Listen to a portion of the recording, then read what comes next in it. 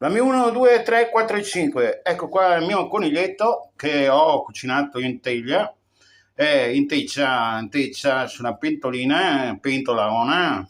Ecco, l'ho messo con rosmarino, aglio, e le verdurine e con del sauvignon, dei coli iberici, ecco, e queste sono le verdurine, ecco, che le ho passate col frullatore a immersione.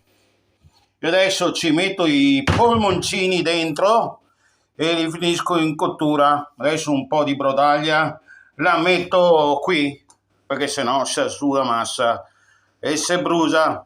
Vabbè, ciao ragazzi, buon pranzo a tutti, anche se sono le 10:30 passate. Ciao.